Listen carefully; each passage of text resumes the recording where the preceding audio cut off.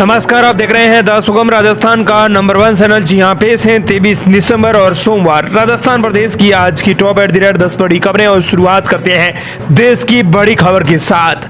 बड़ी खबर, अमित शाह के इस्तीफे को लेकर कांग्रेस पूरे देश के अंदर चलाएगी कैंपेन। 26 जनवरी तक देश भर में होगा प्रदर्शन। संसद में अंबेडकर पर गृह मंत्री के बयान का मामला। गृह मंत्री अमित शाह के इस्तीफे की मांग को लेकर कांग्रेस पार्टी अगले साल 26 जनवरी तक देश भर में कैंपेन चलाएगी। 22 और 23 दिसंबर को कांग्रेस की नेता 150 से ज्यादा शहरों के अंदर प्रेस कॉन्फ्रेंस करेंगे। 24 मार्च को कलेक्ट्रेट पर मार्च निकालेंगे। 27 दिसंबर को कर्नाटक के बेलगावी में पार्टी बड़ी रैली आयोजित करेगी। कांग्रेस के महासचिव केसी वेणुगोपाल ने बताया कि संसद सत्र में संविधान पर चर्चा के दौरान अमित शाह ने अपने भाषण में बाबा साहब का अपमान किया है। अमित शाह के बयान से अभी सभी साथ हैं। अभी तक अमित शाह या प्रधानमंत्री ने इसके लिए माफी मांगने की कोशिश नहीं की। कांग्रेस गणतंत्र दिवस यानी 26 जनवरी तक इस मुद्दे को देश भर में उठाएंगी। कांग्रेस नेता पवन खेड़ा ने भी इसकी जानकारी दी कि लोकसभा और राज्यसभा के कांग्रेस सांसद सदस्यों के साथ देश भर के 150 अलग अलग शहरों में कॉन्फ्रेंस करेंगे और केंद्रीय गृह मंत्री अमित शाह के इस्तीफे की मांग करेंगे।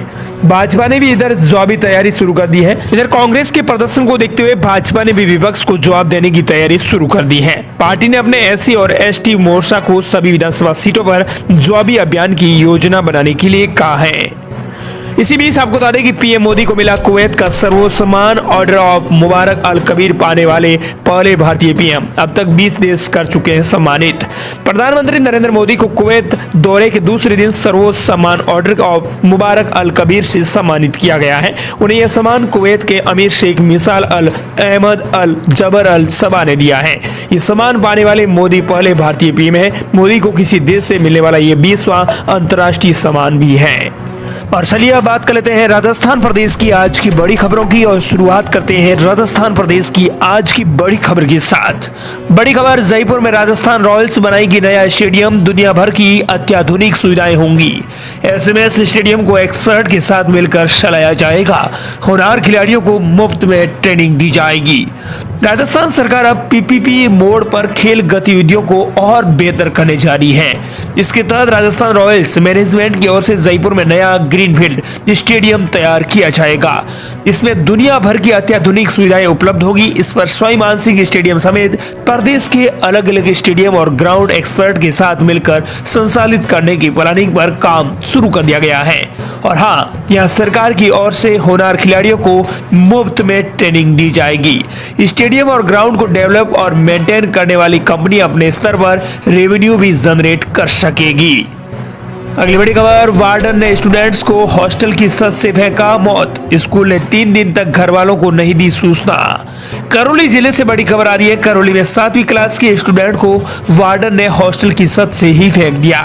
गंभीर घायल छात्र की 8 दिन बाद मौत हो गई। पुलिस ने वार्डन सहित 2 टीचर को गिरफ्तार कर दिया है।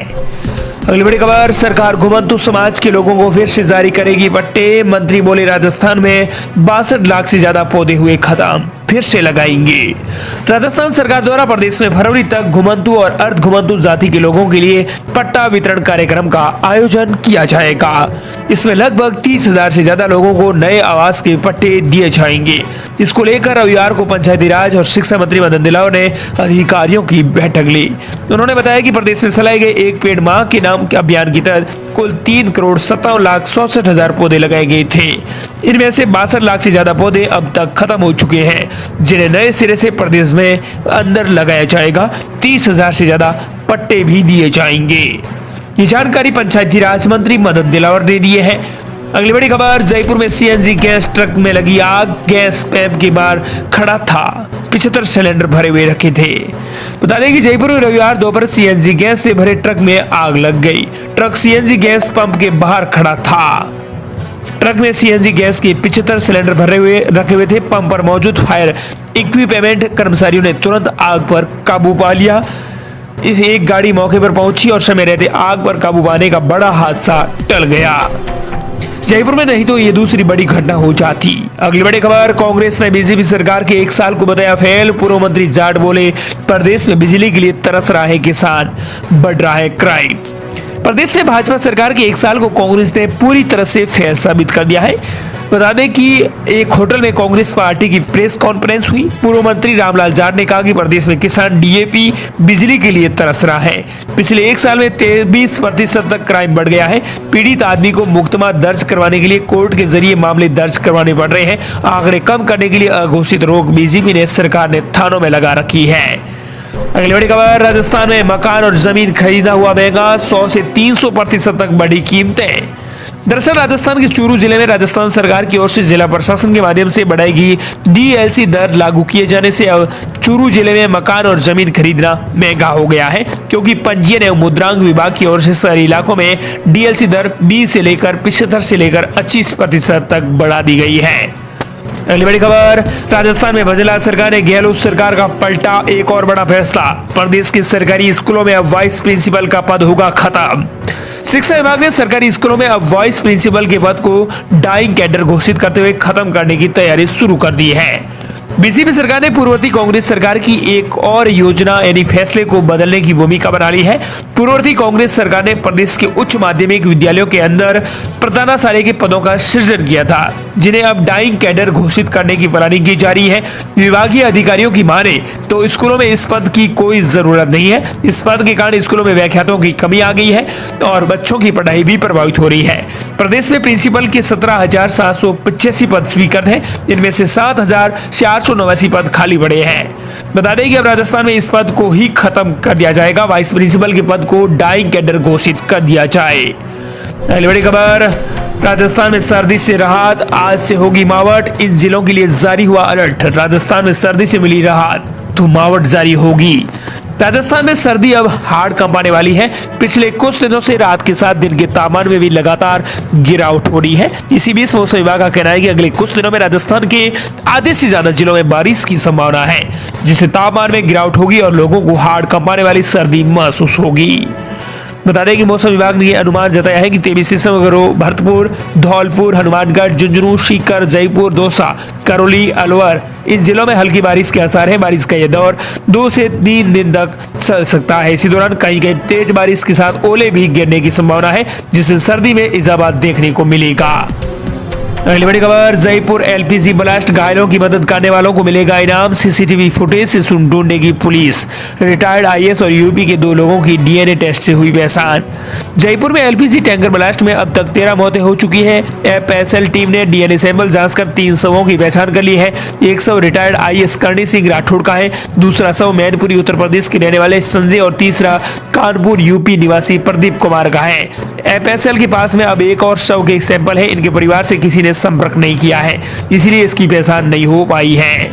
बता दें कि अब एक और सरकार ने बड़ी घोषणा कर दी कि जयपुर एलपीजी ब्लास्ट के अंदर जिन्होंने घायलों की मदद की है उनको अब इनाम दिया जाएगा।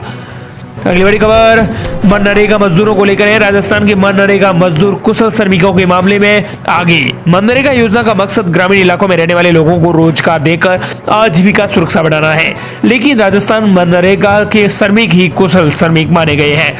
मनरेगा योजना के तहत देश के अंदर राजस्थान में सर्वाधिक कुशल श्रमिकों में से एक है। अगली बड़ी खबर, शिक्षा मंत्री मदन दिलावर ने राजस्थान के स्कूलों को लेकर अब लिया बड़ा फैसला। गुजरात सरकार ने प्रदेश के अंदर स्कूलों के अंदर दशा सुधारने के लिए लगातार प्रयास किया है। इसी कड़ी में शिक्षा मंत्री मदन दिलावर ने राजस्थान के स्कूलों को लेकर बड़ा फैसला ले लिया है। दरअसल राजस्थान सरकार ने स्कूलों के कलर कोड और भवनों की स्टैंडर्ड डिजाइन निर्धारित करने का निर्णय लिया है। साथ ही आगामी शिक्षा सत्र तक 5 जुलाई तक पाठ्य पुस्तकों की उपलब्धता सुनिश्चित करने का भी फैसला लिया गया है। शिक्षा मंत्री मदन दिलावर की अध्यक्षता में हुई शिक्षा विभाग की समीक्षा बैठक में यह आदेश भी दिए गए हैं। बैठक में शिक्षा मंत्री ने यह भी कहा है कि शिक्षा में संस्कार का समावेश करने के लिए शिक्षकों और सभी कर्मचारियों को आदर्श व्यवहार अपनाने की जरूरत है। पहली बड़ी खबर, असमंजस की स्थिति हुई खत्म, अब स्कूलों के अंदर 25 दिसंबर से शीतकालीन अवकाश घोषित। राजस्थान के स्कूलों में शीतकालीन अवकाश 25 दिसंबर 2024 से 5 जनवरी 2025 तक होगा। शिक्षा मंत्री ने इस संबंध में आधिकारिक भी घोषणा कर दी है। दरअसल शिक्षा मंत्री मदन दिलावर ने इस संबंध में कहा है कि बढ़ती सर्दी को ध्यान में रखते हुए सभी सरकारी और निजी स्कूलों में यह अवकाश रहेगा। सुविधा पंचांग के अनुसार शीतकालीन अवकाश 25 दिसंबर 2024 से 5 जनवरी 2025 तक होगा। अगस्त में शिक्षा मंत्री मदन दिलौर ने कहा था कि कड़ाके की सर्दी पड़ने पर स्कूलों में अवकाश का निर्णय लिया जाएगा। हालांकि शिक्षा मंत्री ने अब कहा कि सर्दी के प्रभाव को ध्यान में रखते हुए यह फैसला लिया गया है ताकि बच्चों की सेहत पर कोई असर न हो। अगली बड़ी खबर, राजस्थान के शिक्षकों को लेकर आई बड़ी खबर। नए साल में 2500 टीचरों की होगी छुट्टी। नए साल से प्रदेश के 300 कॉलेजों में छात्रों की पढ़ाई पर संकट गहराएगा। राजकीय सोसाइटी के अधीन संचालित इन कॉलेजों में विद्या समल योजना के तहत लगे अस्थायी शिक्षकों को अब हटाया जाएगा।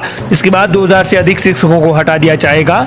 इन शिक्षकों के हटने के बाद छात्रों की पढ़ाई भी अटक जाएगी। कॉलेजों में अभी प्रथम और तृतीय सेमेस्टर की पढ़ाई चल रही है। विद्या समल योजना कांग्रेस सरकार में लागू की गई थी। भाजपा सरकार ने योजना के प्रावधानों को बदल दिया है। एक साल में मांगे जाएंगे 2 बार आवेदन। बड़ा बदलाव यह है कि अभ्यर्थियों को दूसरे चौथे सेमेस्टर के बाद पुनः आवेदन करना होगा, यानी एक साल में 2 बार आवेदन मांगे जाएंगे। और इस प्रकार ये थी राजस्थान प्रदेश की आज की बड़ी खबरें। मिलते हैं नई तमाम बड़ी खबरों के साथ।